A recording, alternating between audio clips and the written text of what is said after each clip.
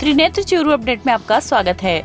चूरू के निकटवर्ती गांव गादसर में गंदे पानी की गैनाणी आज सुबह एक बार फिर से ग्रामीणों के लिए आफत बनकर टूट गई। नींद से आंख खुली तो गांव में कोहराम मचा था। चारों तरफ से गांव में एक ही शोर सुनाई दे रहा था कि आज फिर वो गैनाणी टूट गई है। कोई अपना घर तो कोई अपना खेत संभालने की तैयारी में जुटा था। जैसे जैसे दिन निकलने लगा गांव में चारों ओर पानी ही पानी हो गया। इसी दौरान गांव में स्थित 2-3 घर पानी की आगोश में ढह गए। गनीमत यह रही कि मकान ढहने के बाद भी कोई जनहानि नहीं हुई। मकान में फंसे लोगों को प्रशासन ने ग्रामीणों के सहयोग से सकुशल बाहर निकाला, मगर जिनके मकान ढह गए थे उनकी आंखों में बरस रहा पानी सब कुछ बयां कर रहा था। गादसर गांव के गैनाणी के लिए हम 4-5 दिनों से प्रशासन चक्कर लगा रहे हैं, लेकिन हमारी को सूचना नहीं थी। आज सुबह 4 बजे लमसम पानी टूट गया, एक घर भी गिर गया उसमें, और 4-5 जिंदगियां भी बचाई गई है, जैसे रस्सों से, और प्रशासन ने बुलाई और नगर परिषद के द्वारा कोई भी कानूनी कार्रवाई नहीं की गई। हमारी तरफ से बहुत सूचना दी गई है, लेकिन नगर परिषद कोई सूचना नहीं, हमारी सुनाई नहीं करी। आपका नाम? इसलिए आज नुकसान होता था, बहुत बड़ा नुकसान होने से बच गया। मैं यहाँ पर 5:09 पे पहुँची तो ये जो पानी भरा है ये मेरा ही खेत है, और आसपास के जितने भी घर हैं ये सारे फैमिली वाले हैं, गांव वाले मेरे भाई हैं। और जब मैं पहुंची तो मैंने सबसे पहले नगर पालिका के जो चेयरमैन साहिबा है उनको कॉल किया, तो उनके हस्बैंड साहिबा को उठाते हैं फ़ोन, वो तो कहते हैं कि पहले जान बचाएंगे, तो जान बचाएंगे। मैं उनको ये कहना चाहती हूँ कि अगर अपना कार्यभार संभाल नहीं सकते तो इस्तीफा दे दीजिए ना, किसने रोका है आपको? और वो जो अभी पहुँचे थे यहाँ पे, और पहुंचते ही जब युवाओं ने उनसे मांग की कि इस तरह की कहानी क्यों हो रही है, आप इसका स्थायी प्रबंधन क्यों नहीं कर रहे, तो वो क्या कहते हैं, हाथ जोड़कर और चले गए। उनसे मैं फिर से कहती हूँ कि अगर आप अपना कार्यभार नहीं संभाल सकते तो इस्तीफा दे दीजिए, किसी ने नहीं रोका आपको। और हम तब तक ये आंदोलन होगा जब तक इसका स्थायी प्रबंधन नहीं होगा, और हम आंदोलन करेंगे, हम रोड जाम करेंगे, हम नगर पालिका को फोड़ेंगे, क्योंकि आज हमारा गाँव खतरे में नहीं है, सबकी जान खतरे में है। अगर 5 मिनट में अगर प्रधान जी नहीं पहुंचते, अगर जिला प्रमुख जी, हमारे पूरा जिला प्रमुख जी नहीं पहुंचते, ये मेरे सारे भाई नहीं पहुंचते, तो यहाँ पर कम से कम 10 जान चली गई होती, 5 मिनट के अंदर जान चली गई होती। मैं इनसे आग्रह करती हूँ प्रशासन से कि आप सतर्क हो जाइए और हमारी मांगों को पूरा कीजिए। हम तब तक आंदोलन करेंगे जब तक इसका स्थायी प्रबंधन नहीं होगा। सूचना पर डीएसपी ममता सारस्वत कोतवाली थाना व सदर पुलिस में जाब्ते के साथ मौके पर पहुंची। वहीं मौके पर पहुंचे सभापति प्रतिनिधि नारायण बालान के साथ गांव के आक्रोशित कुछ लोगों ने हाथापाई करने की कोशिश की, मगर तैनात जाब्ते ने ग्रामीणों से समझाइश कर मामला शांत करवाया। ग्रामीणों की सूचना पर पंचायत समिति प्रधान दीपचंद राहड़, पूर्व जिला प्रमुख हरलाल सहारण, पूर्व जिला अध्यक्ष डॉक्टर वासुदेव चावला सहित अनेक भाजपा पदाधिकारी ग्रामीणों के साथ भालेरी रोड पर धरने पे बैठ गए। सड़क पर पानी भरने के कारण चूरू तानानगर मार्ग अवरुद्ध हो गया। सुरक्षा व्यवस्था को ध्यान में रखते हुए गांव की विद्युत आपूर्ति बंद कर दी गई। आज सुबह ये जो गैनाणी है गादसर की, ये टूट गई थी, तो इसमें रेस्क्यू कर लिया गया था। 2-3 आदमी फंस गए थे इसमें, एक परिवार फंस गया था, उसको रेस्क्यू कर लिया गया था। अभी श्री दीपचंद राहड़ प्रधान और पूर्व जिला प्रमुख से सरपंच के नेतृत्व में ग्रामीणों ने जाम लगा रखे प्रशासन द्वारा बातचीत। गादसर गैनाणी का जब मेरे पास सरपंच साहब का टेलीफोन गया कि एसडीएम साहब उठा नहीं रहे हैं, नगर पालिका कोई कर्मचारी उठा नहीं रहा है, मैं प्रधान जी को कहा, मैंने राठौड़ साहब से बात की, और उसके बाद मैंने कलेक्टर साहब से नहीं उठाया। फिर एसडीओ ने एक टेलीफोन उठाया 6:07 पर। फिर उन्होंने कहा कि मैं अभी कलेक्टर साहब को कहता हूँ। प्रधान जी मौके पर आ गए। मैं तो कह सकता हूँ कि गांव के नौजवान और प्रधान जी के सहयोग से 5-6 कैजुअल्टी बच गई, जिन्होंने पानी में डूबते निकाला। 3-4 घर डूब गए, और ये मामला चल रहा है कई दिनों से, नहीं कई दिनों से ये कह रहे हैं कि इसका स्थायी समाधान हो जाएगा। 6 करोड़ 30 लाख रुपए प्रशासन की स्वीकृति होगी थी, वो वापस ले गए। अभी प्रधान जी ने कहा है, आज ये इस वक्त सभापति का यहाँ आना अति आवश्यक इसलिए था कि सारा शहर का पानी इस गैनाणी में आता है, और आज सभापति घर बैठे आराम कर रही है, और यहाँ गाँव के सारे लोग नौजवान तकलीफ में हैं। मैं तो प्रशासन को आग्रह करूंगा कि ये स्थायी समाधान नहीं हुआ तो मैं तो गांव वालों से कहूंगा कि आप हमारे साथ, आपके हम साथ, और आपका स्थायी समाधान हो तो आपके साथ रहेंगे। आज सुबह 4 बजे सरपंच साहब के माध्यम से मुझे सूचना मिली कि गैनाणी टूट गई है, तो मैं तुरंत प्रभाव से यहाँ पहुँचा, और मौके पर पहुँचा तो प्रशासन को भी फ़ोन किया, और इस गांव के 2-3 मकान भी ढह गए, और इसमें करीब 6 सदस्य भी पानी में डूब रहे थे। और पूरे प्रशासन के माध्यम से गांव वालों के सभी के सहयोग से उनको बाहर निकाला। अभी तक हमारी भ्रष्ट नगर पालिका के चेयरमैन साहिबा अभी तक गांव वालों को देखने के लिए नहीं पहुंचे और 6 करोड़ रुपये वापस भिजवा दिए, जो गैनानी के पानी को रोकने के लिए सरकार ने दिए थे उसको भी खुर्द-बुर्द कर दिया। जो सिंचाई के लिए किसान इस डैम से पानी ले रहे हैं उनकी भी चौथ वसूली चल रही है यहाँ, और नगर पालिका भ्रष्ट हो चुकी है। आज जो भी नुकसान हुआ है बहुत दुखद है और हमारे नेता रफीक जी मंडेलिया ने अपने निजी कोष से जो भी नुकसान हुआ है बड़ा दुखद है।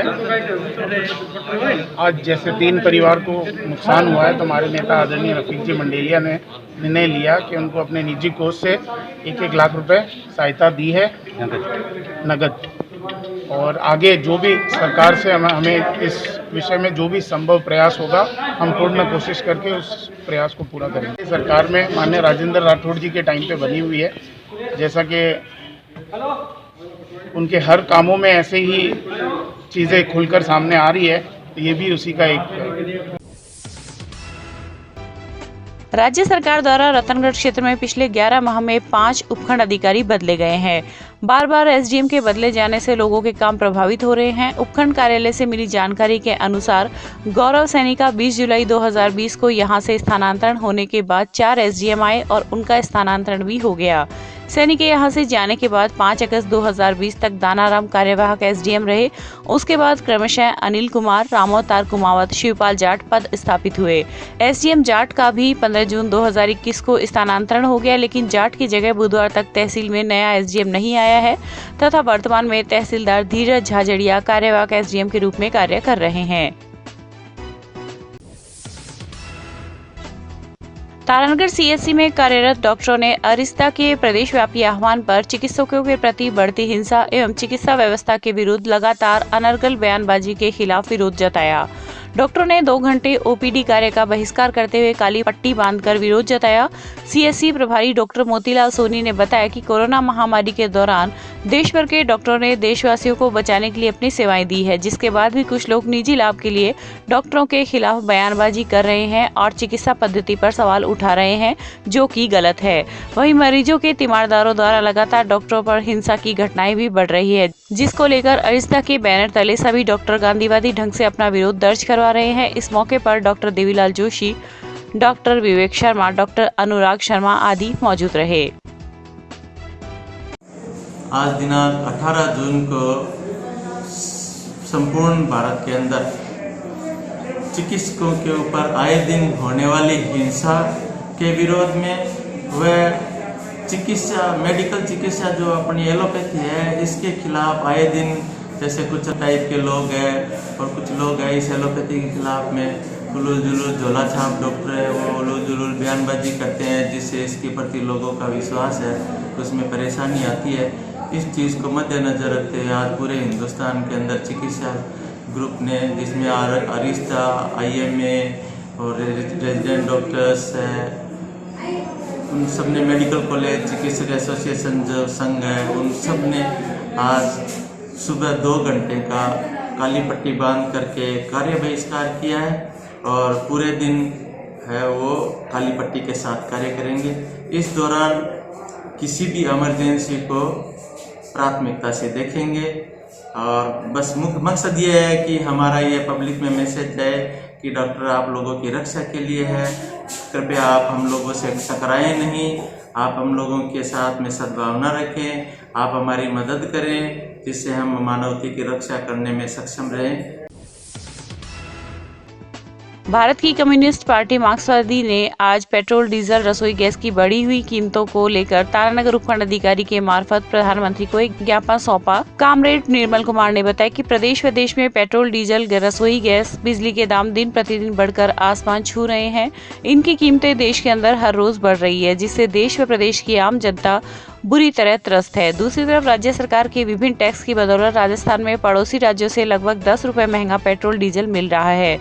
भारत की कम्युनिस्ट पार्टी मार्क्सवादी राज्य कमेटी राजस्थान ने प्रदेश में 14 जून से 21 जून 2021 तक प्रदेश में पेट्रोल, डीजल, रसोई गैस और बिजली की दरों में कटौती की मांग को लेकर विरोध सप्ताह का आह्वान किया है। इस दौरान सीपीएम तहसील सचिव चिमनाराम पांडर, रामस्वरूप सहारण, सुनील पारिक आदि मौजूद रहे। मोदी गहलोत राज मुर्दाबाद, मुर्दाबाद, मुर्दाबाद। मोदी राज मुर्दाबाद, मुर्दाबाद, मुर्दाबाद। गहलोत सरकार मुर्दाबाद, मुर्दाबाद, मुर्दाबाद। इनकलाब जिंदाबाद, जिंदाबाद, जिंदाबाद। ये कि आप रेट कम कीजिए। दूसरी तरफ कांग्रेस पूरे देश के अंदर भारतीय जनता पार्टी केंद्र की सरकार के खिलाफ प्रदर्शन कर रही है। दोनों नोटंकी कर रहे हैं। पेट्रोल और डीजल के दाम दिन प्रतिदिन रोज़ बढ़ रहे हैं। आम जनता इससे त्रस्त है और दोनों एक दूसरे के ऊपर आरोप लगाकर अपनी जिम्मेदारियों से मुक्त होना चाह रहे हैं। आज राजस्थान के अंदर भी पड़ोसी राज्यों से लगभग 10 रुपये प्रति लीटर ज़्यादा डीजल और पेट्रोल महंगा यहाँ पे मिल रहा है। ऐसे में राजस्थान में भारत की कम्युनिस्ट पार्टी मार्क्सवादी ने राज्य स्तरीय आह्वान 14 जून से 21 जून तक विरोध सप्ताह मनाने का किया, जिसको लेकर के आज उपखंड कार्यालय पे प्रदर्शन करके ज्ञापन दिया गया। सरदारशहर के मेडिकल क्षेत्र में दी गई अच्छी सेवाओं के लिए जिला स्तर पर 3 बार सम्मानित हुई एएनएम उर्मिला जांगिड़ के साथ तहसील के गांव आसपालसर उप स्वास्थ्य केंद्र में दुर्व्यवहार का मामला सामने आया है, जिसके चलते आज एएनएम एसोसिएशन के सानिध्य में जिला कलेक्टर के नाम उपखंड अधिकारी व बीसीएमओ डॉक्टर विकास सोनी को एक ज्ञापन सौंपा गया। एएनएम पूजा रणसीसर ने बताया कि कोरोना काल में हमने अपनी व अपने परिवार की जान हथेली पर रखकर रोगियों की सेवा की है, फिर भी राजनीतिक हस्तक्षेप के चलते हमें मानसिक रूप से प्रताड़ित किया जा रहा है। पूजा ने एएनएम उर्मिला जांगिड़ के साथ हुए दुर्व्यवहार व झूठे मुकदमे को वापस लेकर दोषियों के खिलाफ सख्त कार्रवाई की मांग की है। वहीं एएनएम उर्मिला जांगिड़ ने चेतावनी दी है कि समय रहते हुए अगर हमें न्याय नहीं मिला तो मजबूरन हमें बड़ा आंदोलन करना पड़ेगा। इस दौरान विमला, पुष्पा, सरोज कुमारी सहित पीएससी व सीएससी की अनेक एएनएम मौजूद रही। ये बात 12 तारीख की है। मेरे पास पहले से एक आसलसर से डिलीवरी आई हुई थी, तो फिर एक डिलीवरी बोगेरा से आई। वो उनकी सोची समझी साजिश थी। वो आई तब उसके बीपी आई था। मैंने चेक करके मैंने उसके पूर्व प्रसव की हिस्ट्री ली। तेरा पहले प्रसव कहाँ हुआ? वो बोली बोगेरा, ये बीकानेर में हुआ। मैंने कहा बीकानेर का कारण का बीपी आई हो गया, पैरों में सूजन थी, बीपी बहुत ज़्यादा हो गया था। तो मैंने कहा तुम आयरिस में तेरी डिलीवरी मैं नहीं करवा सकती और सरदार सर तेरी डिलीवरी होगी, वहाँ पर चली जा। तो बोली कि नहीं अब की बार बीपी नहीं होगा। मैंने कहा आपको क्या पता नहीं होगा, वो तो बाद की बात है, होगा या नहीं। अगर हो जाए तो मेरे पास इतने साधन कोई डॉक्टर थोड़े ही यहाँ पर, और मैं पहले से ऑलरेडी डिलीवरी करवा रही थी। फिर वो बोले कि नहीं आगे तो नहीं लेकर जाएंगे, आगे लेकर जाएंगे तो वहाँ से तो रेफर कर देंगे, फिर हमारे को बीकानेर जाना पड़ेगा। बीकानेर की हमारी तो फुर्सत नहीं है। मैंने कहा आपके वहाँ क्यों नहीं जाओगे, यहाँ पर इतने संसाधन नहीं है। लेकिन वो मानने नहीं। उसके बाद में मैं डिलीवरी करवा रही थी और वो गाली गलौज करने लगे, मार धाड़ करने लगे। मेरे मकान में घुस गए, किचन में घुस गए। बच्चा सो रहा था, उसके हाथ में फ्रैक्चर हो गया है, छोटे वाले बच्चे की भी चोट आई है। और मैं लेबर रूम में थी। मैं आई इतने में वो बाहर निकाला, उनको बीच बचाव किया। फिर मेरे राजनीतिक मुद्दा बना लिया उन्होंने किसी नेताओं से, और फ़ोन करवाया कि किसी नेता ने मेरे को कहा आपको ये करवानी ही पड़ेगी। मैं नहीं जानता आयरिस वगैरह क्या होती है। तो मैंने कहा आप आ जाओ, इस टाइम पर लिख दो, अगर मरेगी तो मेरी जिम्मेदारी है, जिएगी तो मेरी है। तो मैं ये कुछ नहीं जानता, आपको तो करवानी ही पड़ेगी। तो मैंने कहा मैं तो नहीं करवाऊँगी। तो आप नहीं करवाओगे तो अगली पंचायत समिति की बैठक में आपके बहुत ही भयंकर परिणाम आएंगे। मेरे को ये फ़ोन पर धमकी भी दी किसी नेता ने। नहीं, हमारे गांव के 2 आदमी हैं जो काफ़ी टाइम से मेरे को परेशान कर रहे हैं। वो उनको मेरे से कुछ काम भी नहीं हुआ, उनके कोई डिलीवरी भी नहीं हुई अभी, लेकिन वो वैसे ही परेशान कर रहे हैं। मेरे को न्याय मिलना चाहिए। ये राजनीतिक मामला है, ये अपने पास ही रखें गांव वाले। हम कर्मचारियों के ऊपर न लागू करें तो ही ठीक है। सरदारशहर के गांव छाजूसर में पानी की समस्या को लेकर आज गांव के लोगों ने उपखंड अधिकारी कार्यालय के आगे प्रदर्शन किया तथा उपखंड अधिकारी रीना छिपा को ज्ञापन सौंपकर समस्या से अवगत करवाया।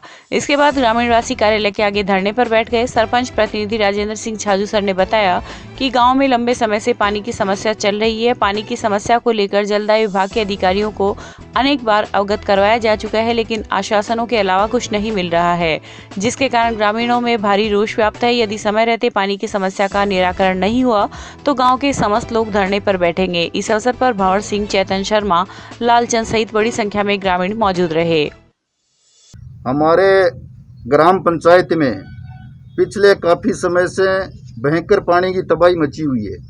हमने बार बार जिला के अधिकारियों को, तहसील के अधिकारियों को, संबंधित विभाग को बार बार लिखित में, फ़ोन पे और धरना प्रदर्शन करके, यहाँ तक कि पिछले कोरोना काल में चूरू पैदल कूच का भी हमने प्रदर्शन किया था।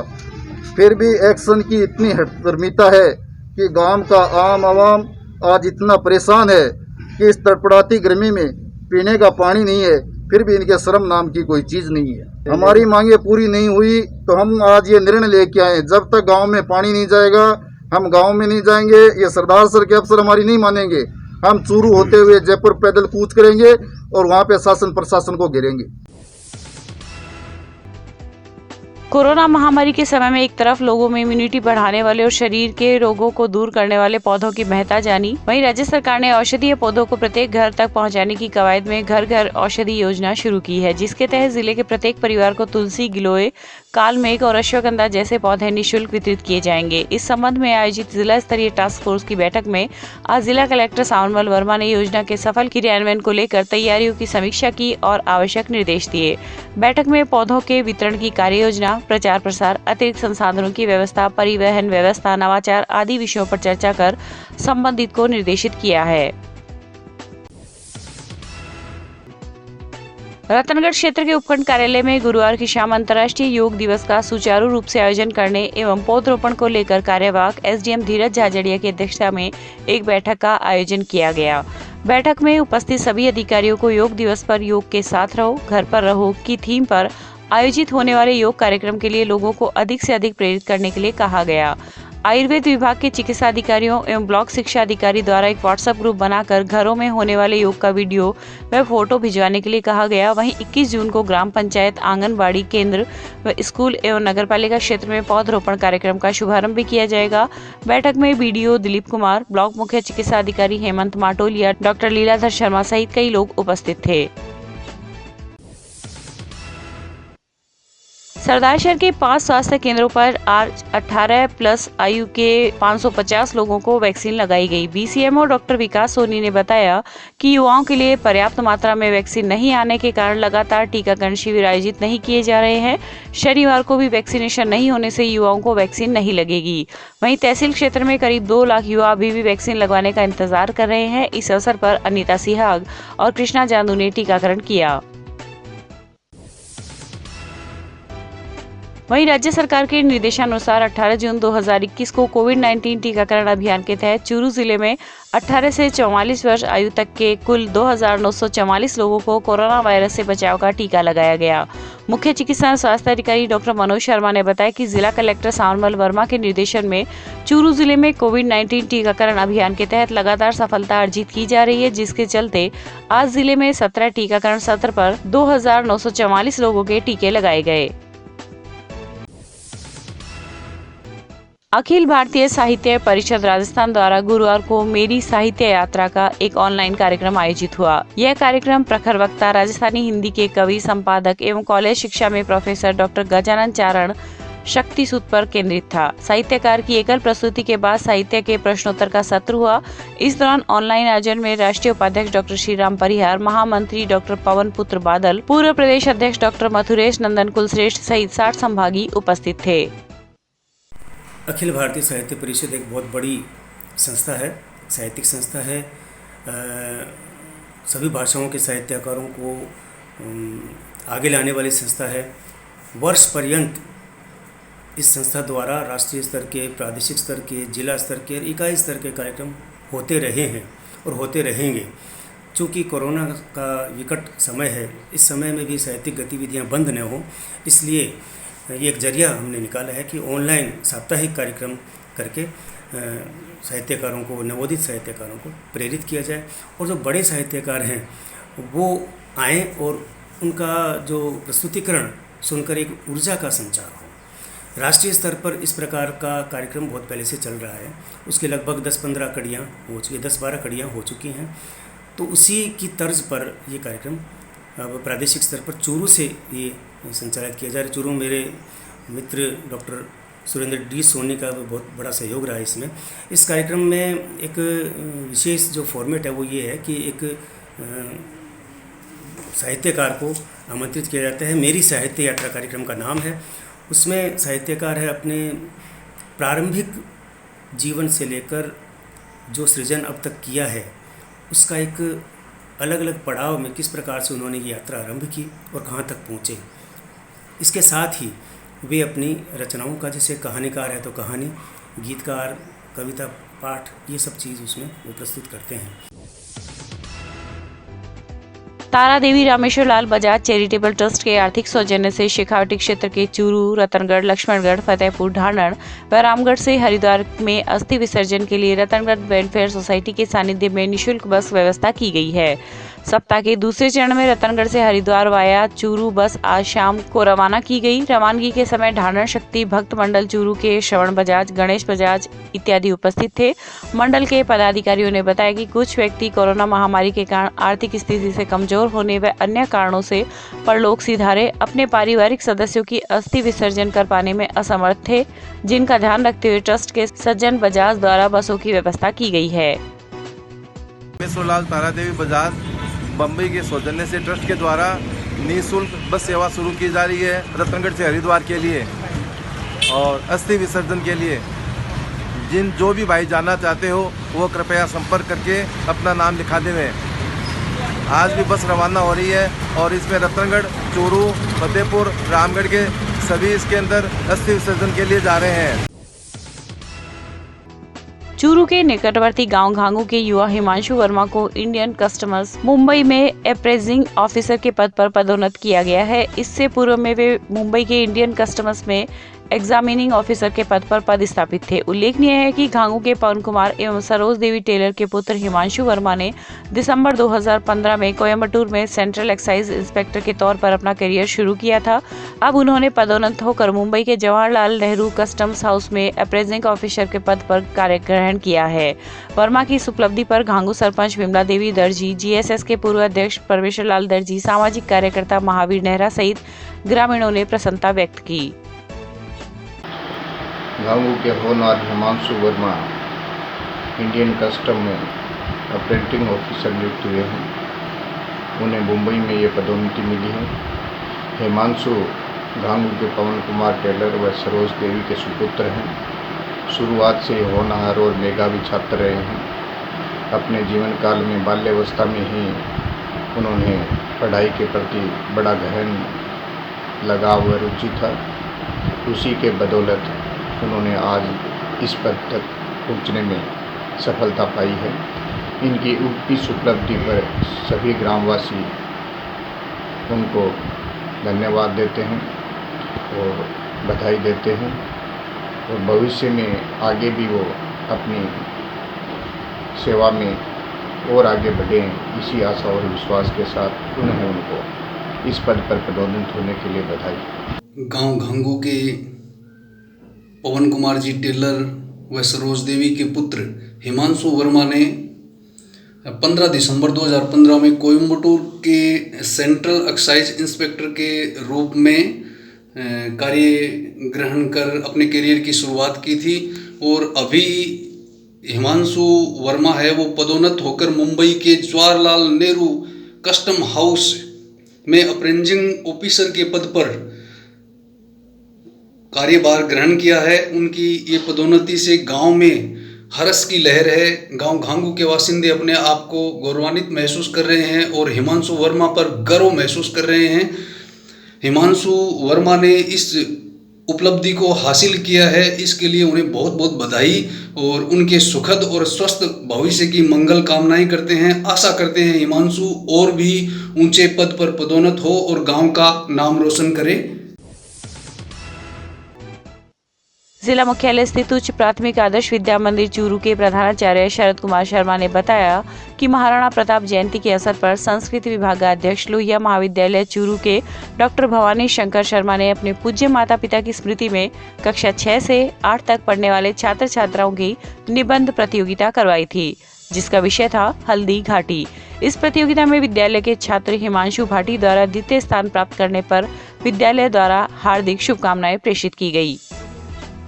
डॉक्टर भवानी शंकर शर्मा, अध्यक्ष संस्कृत विभाग लोहिया महाविद्यालय चूरू ने अपने पूज्य माताजी पिताजी की स्मृति में महाराणा प्रताप जयंती को हल्दी घाटी विषय पर कक्षा 6 से 8 तक के भैयाओं की निबंध प्रतियोगिता रखी थी, जिसमें हमारे विद्यालय कक्षा 6 में पढ़ने वाले भैया हिमांशु भाटी ने द्वितीय स्थान प्राप्त कर विद्यालय का नाम रोशन किया है।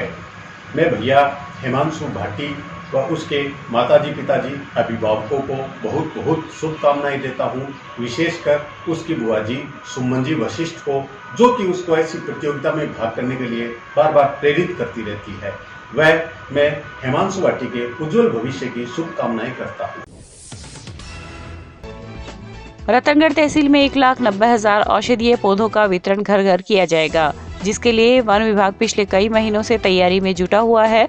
सरकार की मंशा के अनुसार 1 जून से इन पौधों को घर घर वितरित किया जाएगा। वनपाल पुनीत शर्मा ने बताया कि वर्तमान में राजल देसर नर्सरी में 50,000 अन्य पौधे तैयार हैं तथा 18,000 विभागीय पौधों को तैयार किया जा रहा है, जो सरकारी दफ्तरों में लगाने के लिए प्रदान किए जाएंगे।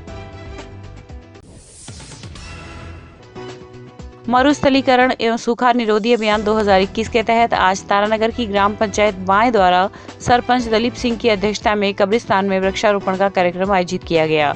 कार्यक्रम में पंचायत समिति सदस्य निराणी देवी, पीओ रामस्वरूप धायल, रामकुमार घोटर सहित ग्राम के गणमान्य नागरिक एवं महिलाएं मौजूद रही। उपस्थित ग्रामीणों को ग्राम विकास अधिकारी ने पौधों के पालन पोषण की शपथ दिलाई तथा वृक्ष मित्र शौकीन खां व शमशेर ने कब्रिस्तान में लगाए गए 101 पौधों की सार संभाल का जिम्मा लिया।